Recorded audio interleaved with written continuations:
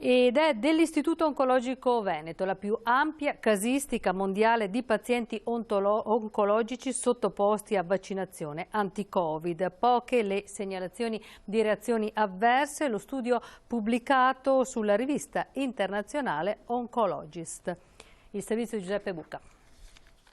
Quasi 5.300 pazienti oncologici vaccinati con Pfizer, appena 8 reazioni avverse segnalate, di cui soltanto una ritenuta di grado severo, ma non letale e comunque di non chiara attribuzione. Sono i dati di uno studio dello IOV pubblicato sulla rivista Oncologist. Si tratta della più ampia casistica mondiale di pazienti oncologici vaccinati finora oggetto di una pubblicazione scientifica.